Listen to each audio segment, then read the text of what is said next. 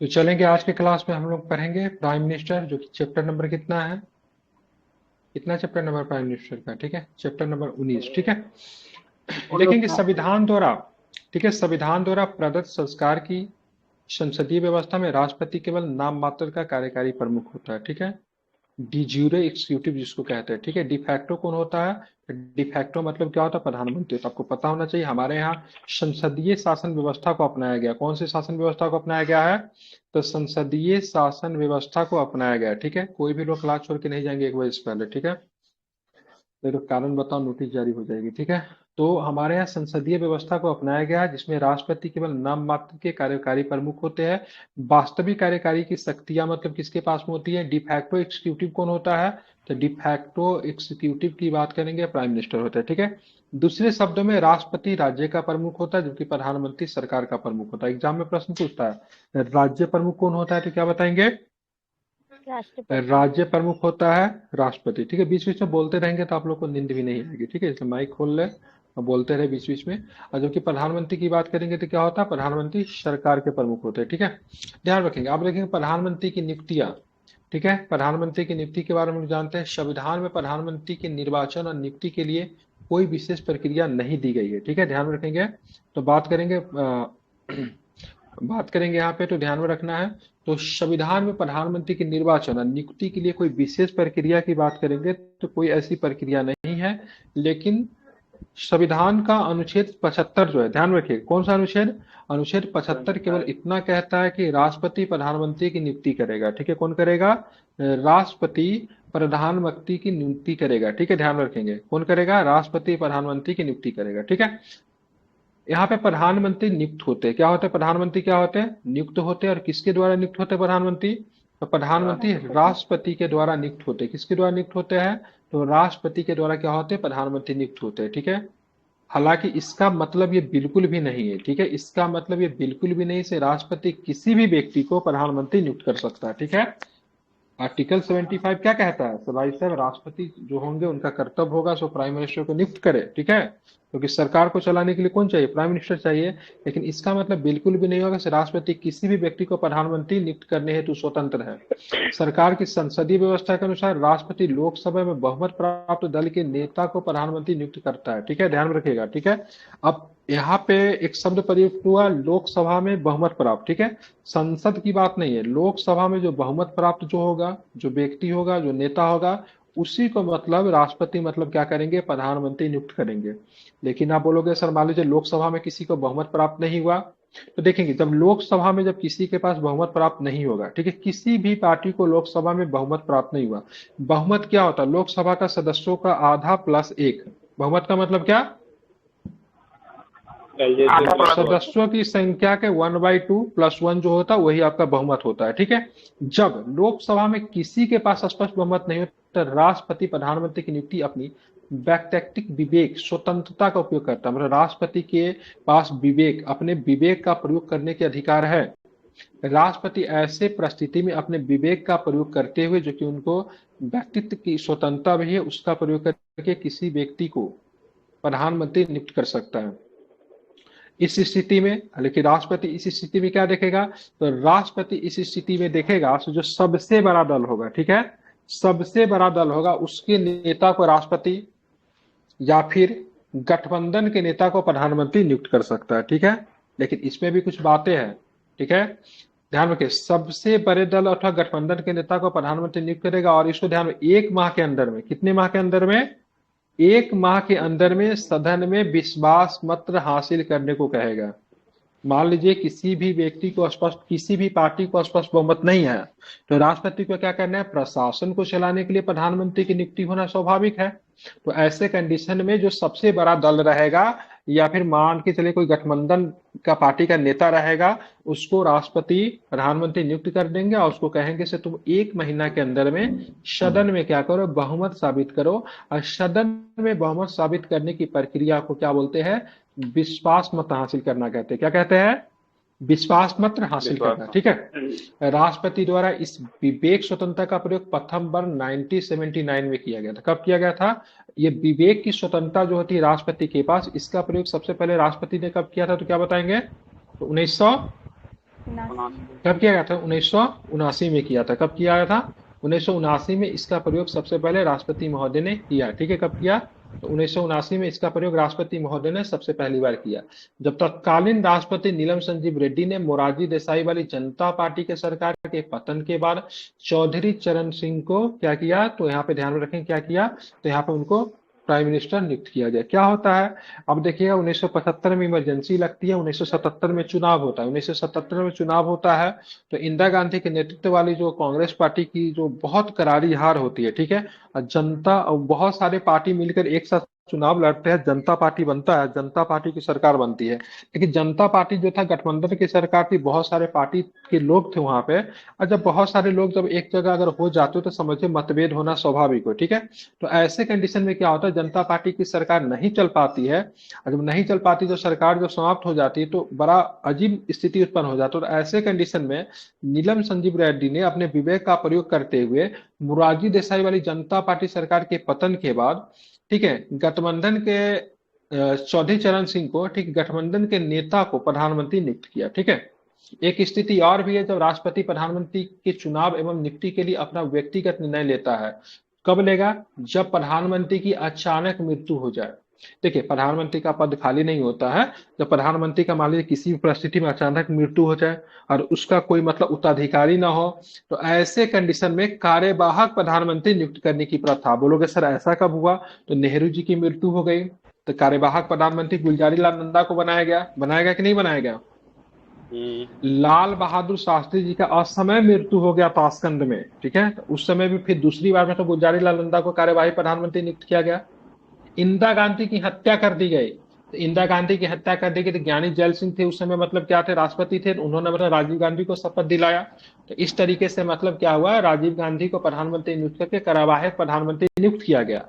जब कार्यवाहक प्रधानमंत्री राजीव गांधी साहब जब बने बाद में, लेकिन उन्होंने क्या किया, अपना बहुमत साबित किया, और जब बहुमत साबित किया तो क्या हुआ, परमानेंट प्राइम मिनिस्टर बन गए। ठीक है, हाँ, राजीव गांधी बने कहाँ था? ज्ञान जैल सिंह उस समय अनदेखा कर दिए थे उनको, फिर बाद में कांग्रेस वाला पार्टी उसको अपना सहमत विश्वास पत्र पूरा दिया ना, तब फिर हाँ, बाद में कांग्रेस ने अपना सर्वसम्मति मतलब, ठीक है, ध्यान मतलब क्या हुआ, सर्वसम्मति के बाद उनको बहुमत दल का नेता चुन के उनको प्राइम मिनिस्टर बना दिया गया। ठीक है, बना दिया। उसका कोई स्पष्ट उत्तराधिकारी ना हो तब भी इस प्रकार का निर्णय ले सकते हैं। ठीक है, ऐसा तब हुआ जब 1984 में इंदिरा गांधी की हत्या हुई। तत्कालीन राष्ट्रपति ज्ञानी जैल सिंह ने राजीव गांधी को प्रधानमंत्री नियुक्त कर कार्यवाहक प्रधानमंत्री नियुक्त करने की प्रथा को अनदेखा किया। ठीक है, बाद में कांग्रेस संसदीय दल ने सर्वसम्मति से उन्हें अपना नेता चुना। हालांकि किसी निवर्तमान प्रधानमंत्री की मृत्यु पर यदि सत्ताधारी दल एक नया नेता चुनता है तो राष्ट्रपति के पास प्रधानमंत्री नियुक्त करने के अलावा अन्य कोई विकल्प नहीं होता है। ठीक है, अगर राष्ट्रपति मान लीजिए किसी प्राइम मिनिस्टर की मृत्यु हो गया, किसी भी कोई भी और भी रीजन हो सकता है, तो राष्ट्रपति वैसे कंडीशन में अगर कोई नेता नहीं है तो कार्यवाहक प्रधानमंत्री चुनेगा कि नहीं चुनेगा। लेकिन अगर मान लीजिए नेता की मृत्यु हुई और सत्ताधारी जो पार्टी है वो तुरंत अपना किसी को नेता चुन लिया, तो ऐसे कंडीशन में राष्ट्रपति के पास कार्यवाहक प्रधानमंत्री नियुक्त करने का कोई विकल्प नहीं होता है। राष्ट्रपति को जिस व्यक्ति को नेता चुना गया बहुमत के द्वारा, पार्टी के बहुमत के द्वारा, उनको मतलब प्रधानमंत्री बनाना ही पड़ेगा। ठीक है, सन 1980 में दिल्ली उच्च न्यायालय ने कहा कि संविधान में यह आवश्यक नहीं कि एक व्यक्ति प्रधानमंत्री होने से पूर्व लोकसभा में अपना बहुमत सिद्ध करे। ठीक है, क्या बोला से मतलब सन 1980 में दिल्ली उच्च न्यायालय ने कहा कि संविधान में यह आवश्यक नहीं है कि एक व्यक्ति प्रधानमंत्री नियुक्त होने से पूर्व लोकसभा में बहुमत साबित करे। ठीक है, ध्यान में रखेंगे।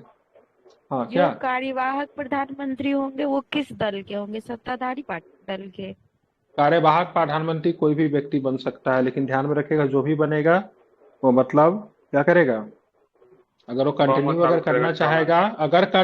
करना चाहेगा तो उसको बहुमत साबित करना पड़ेगा, और नहीं तो जैसा ही किसी भी दल के नेता को बना हाँ, सकते हैं। किसी भी दल के नेता को बना सकते कार्यवाहक प्रधानमंत्री। ठीक है, कार्यवाहक प्रधानमंत्री किसी भी व्यक्ति को बना सकता है, कुछ समय के लिए होगा वो कार्यवाहक प्रधानमंत्री, लेकिन ठीक है, लेकिन जैसा ही जिस भी दल के पास बहुमत हो वो बोलेगा कि भाई साहब हम सरकार बनाएंगे और हमारे नेता ये होंगे। ठीक है, राष्ट्रपति के पास जैसी बहुमत, राष्ट्रपति के पास जैसी सरकार नया, जैसे प्रधानमंत्री मरा तो सरकार गया, प्रधानमंत्री जहाज का पायलट है, अगर प्रधानमंत्री को अगर कुछ हुआ, पायलट को कुछ हुआ तो जहाज डूबेगा, ठीक है। प्रधानमंत्री के बनते ही मंत्रिपरिषद ऑटोमेटिक भंग हो जाएगा, समझ रहे हैं ना। प्रधानमंत्री के मरते ही मरना ही नहीं, और भी कुछ रीजन हो सकते हैं। प्रधानमंत्री रिजाइन कर दे, प्रधानमंत्री की मृत्यु हो जाए, प्रधानमंत्री के साथ अगर कुछ भी होता है तो मंत्रिपरिषद ऑटोमेटिक भंग हो जाएगा। गृह मंत्री अब गृह मंत्री नहीं रहेंगे, वित्त मंत्री नहीं रहेंगे, ठीक है। ऐसे कंडीशन में अगर पार्टी के पास अगर बहुमत है तो राष्ट्रपति के पास पहले पार्टी अपना नेता चुन लेगी, तो भाई साहब यह व्यक्ति मेरा नेता रहेगा, और राष्ट्रपति के पास क्या होगा, बहुमत को साबित करेगी, ठीक है। राष्ट्रपति सरकार बनाने के लिए आमंत्रण करेंगे और उस व्यक्ति को प्रधानमंत्री नियुक्त कर दिया जाएगा। अगर विपक्ष ने हल्ला किया तब इस सदन में विश्वास मत की प्रक्रिया से भी गुजरना पड़ेगा, ठीक है। ये प्रक्रिया होती है। तो ये कार्यवाहक प्रधानमंत्री किसी भी पार्टी से हो सकते, कोई भी व्यक्ति हो सकता है, ठीक है। राष्ट्रपति को पहले प्रधानमंत्री की नियुक्ति करनी चाहिए, तब एक यथोचित समय सीमा के भीतर उसे लोकसभा में अपना बहुमत सिद्ध करने के लिए कहना चाहिए। उदाहरण के लिए चरण सिंह 1979 में, बीपी सिंह 1989 में, चंद्रशेखर 1990, पीवी नरसिम्हा राव 1991, अटल बिहारी वाजपेयी 1996 में 13 दिन के बाद सरकार चली गई, एच.डी. देवगौड़ा 1996, आई.के. गुजराल 1997, पुनः अटल बिहारी वाजपेयी 1998। एक साल 13 दिन में फिर सरकार गई। इसी प्रकार के प्रधानमंत्री नियुक्त हुए, ठीक है। सबसे पहले जो अविश्वास प्रस्ताव हासिल करने में किनको अपना इस्तीफा देना पड़ा था, तो अविश्वास प्रस्ताव को हासिल नहीं कर पाए थे विश्वनाथ प्रताप सिंह को सबसे पहले इस्तीफा देना पड़ा था, ठीक है। विश्वास प्रस्ताव को हासिल नहीं कर पाए थे। अब 1997 में उच्चतम न्यायालय ने निर्णय दिया कि एक व्यक्ति को जो किसी भी पद का सदस्य न 6 माह के लिए प्रधानमंत्री नियुक्त किया जा सकता है। उस समावधि में उसे संसद के किसी भी सदन का सदस्य बनना पड़ेगा, अन्यथा वो प्रधानमंत्री के पद पर नहीं रह सकता है, ठीक है। तो 1997 में उच्चतम न्यायालय ने एक निर्णय में कहा कि कोई व्यक्ति अगर किसी भी पद पे नहीं है तो 6 माह के लिए प्रधानमंत्री बनेगा, और 6 महीने के अंदर में ही मतलब क्या होगा, उसको किसी भी सदन का सदस्यता ग्रहण करना पड़ेगा। अगर वो सदस्यता ग्रहण नहीं करता है तो 6 महीने के बाद वो मतलब क्या होगा, सदन का मतलब देश का प्रधानमंत्री वो नहीं रहेगा। क्योंकि हमारे संसदीय शासन व्यवस्था को बनाया गया, संसदीय शासन व्यवस्था सिंपल कहता है कि अगर आपको किसी भी मंत्री के पद पे प्रधानमंत्री के पद पे रहना तो आपको किसी न किसी सदन का सदस्य रहना चाहिए, ठीक है। अध्यक्षीय शासन व्यवस्था में क्या है, जैसा कि अमेरिका में राष्ट्रपति को ना तो किसी भी सदन से मतलब नहीं होता। राष्ट्रपति का चुनाव कैसे होता, प्रत्यक्ष रूप से होता, जनता के द्वारा चुना गया होता। न तो उसको कांग्रेस से मतलब है, न तो उसको सीनेट से मतलब है, किसी भी सदन से उसको मतलब नहीं है, ठीक है। समझ गए ना। और वहां पे जो मंत्री जो बनेगा, अमेरिका में जो मंत्री बनेगा, ध्यान में रखिएगा, मंत्री न तो सीनेट का होगा न तो मतलब कांग्रेस का होगा। वहां पे एक नियम है से सदन का, ठीक है। वहां का जो हाउसेज जो होते हैं, ठीक है, विधायिका का कोई भी सदस्य मंत्री बन ही नहीं सकता। लेकिन भारत में उल्टा है, क्योंकि हमने संसदीय शासन व्यवस्था को अपनाया, तो भारत में विधायिका के सदस्य ही मतलब मिनिस्टर्स बनेंगे या फिर प्रधानमंत्री बनेंगे। संविधान के अनुसार प्रधानमंत्री संसद के दोनों सदनों में से किसी भी सदन का सदस्य हो सकता है। ये पूछता है कई बार, अभी तक कितने ऐसे प्रधानमंत्री बने हैं जो कि उच्च सदन के सदस्य थे, मतलब राज्यसभा से आते थे। तो सबसे पहले इंदिरा गांधी 1966 में, देवगौड़ा साहब, मनमोहन सिंह राज्यसभा के सदस्य थे। ये सब कहाँ से आए थे, राज्यसभा से आए थे। कौन कौन आए थे, इंदिरा गांधी, देवगौड़ा, मनमोहन सिंह, ठीक है। ये सब कहाँ से आए थे, गुजराल भी है, इंद्र कुमार गुजराल भी होगा, बिल्कुल इंद्र कुमार गुजराल भी होना चाहिए, क्योंकि इंद्र कुमार गुजराल जो था यूएसएसआर में राजदूत थे। क्या थे इंद्र कुमार गुजराल, यूएसएसआर में राजदूत रहे थे इंद्र कुमार गुजराल, ठीक है। देवगौड़ा जब आए थे ना तो उस समय सरकार फिर विघटन हो गया था, विश्वास प्रस्ताव पास किया गया था, तो उस समय फिर इंद्र कुमार गुजराल बने थे। अब यहाँ पे ध्यान में रखिएगा, दूसरी अगर ब्रिटेन की बात करेंगे तो ब्रिटेन में कोई भी व्यक्ति को मंत्री या फिर प्रधानमंत्री को बनने के लिए उसको हाउस ऑफ कॉमन्स का सदस्य होना चाहिए। मतलब वहां पे हाउस ऑफ लॉर्ड्स से कोई मतलब नहीं है। हाउस ऑफ लॉर्ड्स की बात करेंगे तो ब्रिटेन में उच्च सदन को कहा जाता है। किसको कहते हैं, the house of lords Britain में उच्च सदन को कहा जाता है। उच्च सदन से कोई मंत्री या फिर, ठीक है, प्रधानमंत्री नहीं बन सकता। मतलब ब्रिटेन में अगर मिनिस्टर अगर किसी को बना फिर प्रधानमंत्री बना तो कहां से आना चाहिए, हाउस ऑफ कॉमन से। हाउस ऑफ कॉमन्स क्या है वहां का? Common common house of Commons मतलब लोकसभा आम सभा। लोकसभा भारत में भी पहले लोकसभा आम सभा ही लोकसभा कहा जाता था, बाद में आई थिंक 1951-52 में, 1950 में नाम चेंज करके लोकसभा होता है, ठीक है। यहाँ पे मतलब हाउस ऑफ कॉमन से होना चाहिए। अमेरिका में राष्ट्रपति को न तो लोग वहां के निम्न सदन से मतलब है, न तो वहां के उच्च सदन से मतलब वहां पे कार्यपालिका को विधायिका से टोटली सेपरेट रखा गया है, ठीक है। हमने जो संसदीय शासन व्यवस्था को कहाँ से अपना, हमने ब्रिटेन से संसदीय शासन व्यवस्था को अपनाया है। लेकिन ब्रिटेन से संसदीय शासन व्यवस्था का अपनाने के बाद भी हमारा संसदीय शासन व्यवस्था ब्रिटेन से टोटली डिफरेंट है। इसीलिए कहते हैं, इसीलिए हमारा संविधान क्या है, किसी भी देश से प्रभावित तो है लेकिन कॉपी पेस्ट नहीं है। नहीं। अब बोलोगे सिर्फ ब्रिटेन के संसदीय शासन व्यवस्था को हमने लिया, लेकिन हमारा भी संसदीय शासन कैसे डिफरेंट है? तो भाई सिंपल है, वहां पे हाउस ऑफ कॉमन्स का ही व्यक्ति मतलब प्रधानमंत्री बन सकता है। हमारे हाउस ऑफ कॉमन्स और हाउस ऑफ लॉर्ड्स दोनों को बन सकता है।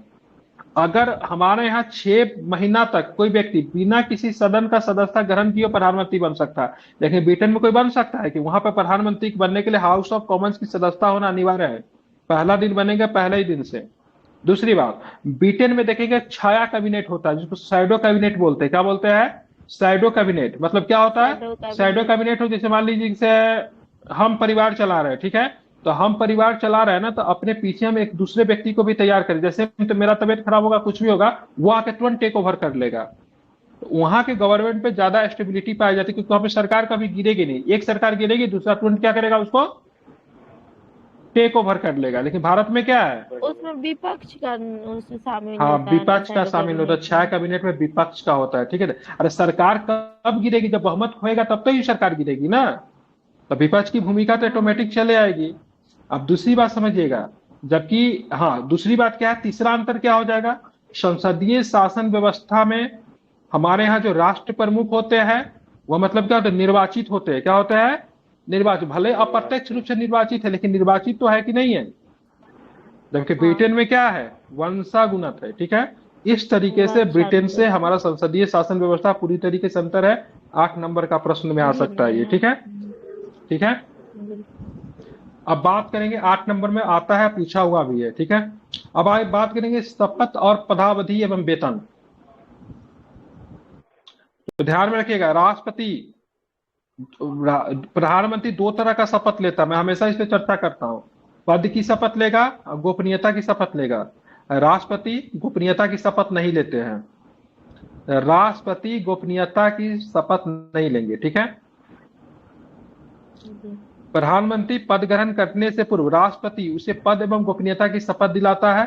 पद एवं गोपनीयता की शपथ लेते हुए प्रधानमंत्री क्या कहता है, मैं भारत के संविधान के प्रति सच्ची श्रद्धा और निष्ठा रखूंगा, मैं भारत की प्रभुता एवं अखंडता को अक्षुण्ण रखूंगा, साथ में मैं श्रद्धा पूर्वक एवं शुद्ध अंतरण से अपने पद के दायित्वों का निर्वहन करूंगा, मैं भय या पक्षपात, अनुराग या देश के बिना द्वेष के बिना सभी प्रकार के लोगों के प्रति संविधान और विधि के अनुसार न्याय करूंगा। प्रधानमंत्री गोपनीयता की शपथ के रूप में कहता है कि मैं ईश्वर से शपथ लेता हूं। ये पद की शपथ लिया, ये ऊपर में किसका शपथ लिया, पद का शपथ, ठीक है। अब गोपनीयता की शपथ लेंगे। अब गोपनीयता की शपथ लेते हुए कहते हैं मैं ईश्वर की शपथ लेता हूं कि जो विषय मेरे विचार के लिए लाया जाएगा अथवा मुझे ज्ञात होगा, उसे किसी व्यक्ति और व्यक्तित्व को तब तक के सिवाय जब ऐसे मंत्री के रूप में अपने कर्तव्यों के समय के निर्वहन के लिए ऐसा उपेक्षित न हो, मैं प्रत्यक्ष अथवा अप्रत्यक्ष रूप से संकुचित या प्रकट नहीं करूंगा। मतलब जो विचार मेरे पास आएंगे वह विचार मतलब तब तक मतलब मैं लोगों को नहीं बताऊंगा किसी को, जब वह मतलब उसके मतलब क्या वो उपेक्षित न हो। दैट मीन्स मान लीजिए प्रधानमंत्री मंत्री के रूप में कर्तव्य ना बने तब तक नहीं बता। बिल्कुल, मान लीजिए बजट अगर प्रस्तुत कोई कर रहा है, अब बजट का कोई चीज है जो कि पहला ही मतलब आउट हो जाए, तो कोई व्यक्ति उससे लाभ भी तो ले सकता है ना, हाँ ठीक है कि नहीं, कुछ लाभ भी उससे हो सकता है। तो बहुत सारी चीजें मतलब क्या होती है, चीजें मतलब रामभा कुमारी आपका माइक बहुत इको करता है, आप जब बोलती नहीं है तो माइक बंद करके रखा करे, ठीक है। तो ध्यान रखिएगा, बहुत सारी चीजें उससे प्रभावित हो सकती है। तो प्राइम मिनिस्टर देखिएगा बहुत सारा चीजों को मतलब क्या करते हैं, छिपा के रखते हैं। जैसे मान लीजिए 370 कुछ होने वाला था, किसी को पता था क्या? नहीं सडन मतलब क्या होगा पता चला, अचानक से आया। पाकिस्तान पे अटैक हुआ, मतलब क्या बोलते हैं, कौन सा बालाकोट अटैक हुआ, किसी को नहीं पता चला। जब सब कुछ हो गया तो प्राइम मिनिस्टर को जब लगा तो सबको मतलब उन्होंने बताया। इसको बोलते हैं पद की गोपनीयता का शपथ भी लेते हैं, ठीक है। और साथ में पद का शपथ लेते हैं और गोपनीयता की शपथ भी लेते हैं। अगर पूछेगा प्रधानमंत्री का कार्यकाल कितना होता है, तो प्रधानमंत्री का कोई कार्यकाल निश्चित नहीं है, सिंपल जब तक उसके पास बहुमत रहेगा, ठीक है, उस सभा में रहेगा, मतलब कह सकते हैं राष्ट्रपति के प्रसाद परंत पद धारण करता है। राष्ट्रपति उनको पद पे कब तक रहने देंगे, जब तक उसके पास मतलब क्या रहेगा, बहुमत रहेगा, ठीक है। बहुमत। राष्ट्रपति के कार्यकाल, सॉरी, प्रधानमंत्री के कार्यकाल निश्चित नहीं है तथा वह राष्ट्रपति के प्रसाद परंत अपने पद पे बना रहेगा। हालांकि इसका अर्थ यह नहीं है कि राष्ट्रपति किसी भी समय प्रधानमंत्री को उसके पद से हटा सकता है। प्रधानमंत्री की जब तक लोकसभा में बहुमत हासिल है, राष्ट्रपति उसे बर्खास्त नहीं कर सकता। सिंपल शब्द, जब तक उसके पास बहुमत है तब तक वो मतलब क्या रहेगा, बना पद रहेगा पर बना। प्रधानमंत्री के पद पर, ठीक है। लोकसभा अपना विश्वास मत खो देने पर उसे पद से त्याग पत्र देना होगा, अथवा त्याग पत्र न देने पर राष्ट्रपति उसे क्या कर सकता है, बर्खास्त कर सकता है। बर्खास्त कर। आप देखें, प्रधानमंत्री के वेतन एवं भत्ते संसद द्वारा समय समय पर निर्धारित किए जाते हैं, क्योंकि संविधान में उल्लेख नहीं है। वो संसद सदस्य को प्राप्त होने वाले वेतन एवं भत्ते प्राप्त करता है। संसद सदस्य को प्राप्त होने वाले वेतन और भत्ते उसको मिलेगा। इसके अतिरिक्त वे विषयक भत्ते, निःशुल्क आवास मिलता है, यात्रा का भत्ता मिलता है, स्वास्थ्य सुविधाएं मिलती है, सबके सब मतलब प्राइम मिनिस्टर को मिलता है। सन 2001 में, ठीक है, संसद ने उनके वे विषयक भत्तों का 1500 रुपया से बढ़ाकर 3000 रुपया प्रतिमाह कर दिया। समझ रहे हैं ना, मतलब समझ रहे हैं कितना ज्यादा पैसा है, ठीक है। तो ये आपका है, 1500 रुपया बढ़ाकर कितना कर दिया, 3000 रुपया कर दिया, लेकिन वे विषयक भत्ता पर, ठीक है। आप देखेंगे प्रधानमंत्री के कार्य में सकते, अब प्रधानमंत्री को पैसा क्यों चाहिए, उनका यात्रा फ्री होता है भाई, उनका हेल्थ फ्री है। पैसा लेके लोग क्या करता है, अपनी जरूरतों को पूरा करता है ही ना, करता है। अगर आपको कह दिया जाए आपका पढ़ाई फ्री रहेगा, भोजन फ्री रहेगा, आपका आवास फ्री रहेगा, आपको ट्रेवलिंग फ्री रहेगा, आपका एजुकेशन फ्री है, आपको जो भी सामान चाहिए वो चीज आपको मिलेगा ही, तो लोगों को पैसा चाहिए ही क्यों चाहिए। प्राइम मिनिस्टर को लगभग चीजें मतलब क्या होता है, मुफ्त होता है, यात्रा उनका मुफ्त होता है, उनको गाड़ी मिलता है, उनके पास आवास होता है, उनके पास हेल्थ होता है, हेल्थ की सुविधा सब कुछ है ही। तो फर्क नहीं पड़ता उनको भत्ता वगैरह क्या मिल रहा है नहीं मिल रहा है, ठीक है।